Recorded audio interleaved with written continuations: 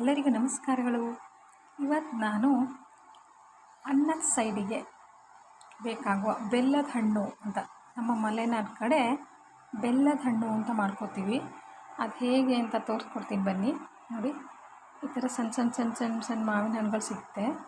ಇವು ನಮ್ಮ ಕಡೆ ಗದ್ದೆ ಬೈಲಲ್ಲಿ ಅಥವಾ ಬಸ್ ಸ್ಟ್ಯಾಂಡ್ಗಳಲ್ಲಿ ದೊಡ್ಡ ದೊಡ್ಡ ಮಾವಿನ ಮರ ಇರುತ್ತಲ್ವ, ಚಿಕ್ಕ ಚಿಕ್ಕ ಹಣ್ಣುಗಳು ಬಿಡುತ್ತವೆ. ಅಂತಹ ಮಾವಿನ ಹಣ್ಣಿಂದ ಅನ್ನದ ಸೈಡಿಗೆ ಹೇಗೆ ಉಪ್ಪಿನಕಾಯಿ ಇರುತ್ತಲ್ವ, ಆ ಥರ ಇದು ಬೆಲ್ಲದ ಹಣ್ಣು ಅಂತ ನಮ್ಮ ಕಡೆ ಮಾಡ್ಕೋತೀವಿ. ಈ ಥರ ಚಿಕ್ಕ ಚಿಕ್ಕ ಹಣ್ಣುಗಳು ಬೇಕಾಗುತ್ತೆ. ಸಿಟಿಯಲ್ಲಿರೋರಿಗೆ ಮಾರ್ಕೆಟ್ಗಳಲ್ಲಿ ಸಿಗುತ್ತೆ. ಸಣ್ಣ ಸಣ್ಣ ಹಣ್ಣುಗಳನ್ನು ಕೊಡಿ ಅಂದರೆ ಕೊಡ್ತಾರಲ್ವ, ಅವನ್ನ ಮಾಡ್ಕೊಬೋದು. ನೋಡಿ, ಇದು ಸ್ವಲ್ಪ ಹುಳಿ ಸಿಹಿ ಇರುತ್ತೆ ಈ ಹಣ್ಣುಗಳು.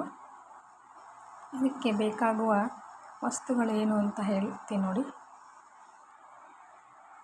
ಖಾರದ ಪುಡಿ 2 ಸ್ಪೂನು, ಪುಟಾಣಿ ಪುಡಿ 2 ಸ್ಪೂನು, ಎಳ್ಳು 1.5 ಸ್ಪೂನ್, ರುಚಿಗೆ ಉಪ್ಪು, ಸಿಹಿಗೆ ಬೆಲ್ಲದ ಹಣ್ಣಲ್ವ, ಇದೇ ಮುಖ್ಯವಾಗಿ ಬೇಕಾಗಿರೋದು.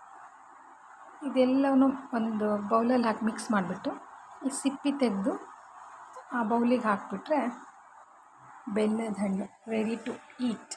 ನೋಡಿ, ಈ ಥರ ಆಗುತ್ತೆ.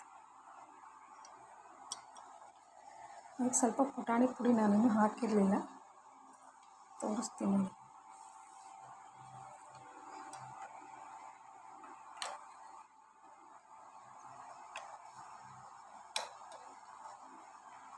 ಈ ಥರ ಒಂದೊಂದು ಸೀಗ್ತಾ ಇದ್ದರೆ ಅನ್ನದಕ್ಕಿಂತ ಹೆಚ್ಚಿಗೆ ಇದು ಹೋಗುತ್ತೆ. ಇದಾದ ತಕ್ಷಣ ಅನ್ನನೇ ಹೆಚ್ಚಿಗೆ ಹೋಗುತ್ತೆ. ಯಾರು ಊಟ ಮಾಡಲ್ಲ ಅಂತಾರೆ, ಇದನ್ನು ಸೈಡಿಗೆ ಇಟ್ಬಿಟ್ರೆ 2 ಅಲ್ಲ 3 ತಟ್ಟೆ ಅನ್ನ ಊಟ ಮಾಡ್ತಾರೆ. ಅಷ್ಟು ಚೆನ್ನಾಗಿರುತ್ತೆ ಇದು ಬೆಲ್ಲದ ಹಣ್ಣು, ಮಾವಿನ ಹಣ್ಣಿನ ಬೆಲ್ಲದ ಹಣ್ಣು. ನೋಡಿ, ಈಸಿಯಾಗಿ ಅನ್ನದ ಸೈಡಿಗೆ ಹೇಗೆ ಮಾಡ್ಕೊಂಡು ತಿನ್ಬೋದು ಬೆಲ್ಲದ ಹಣ್ಣನ್ನು ಅಂತ ಹೇಳ್ಕೊಟ್ಟಿದ್ದೀನಿ. ನೀವು ಒಂದು ಸಾರಿ ಮನೆಯಲ್ಲಿ ಮಾಡಿಕೊಳ್ಳಿ, ಓಕೆನಾ?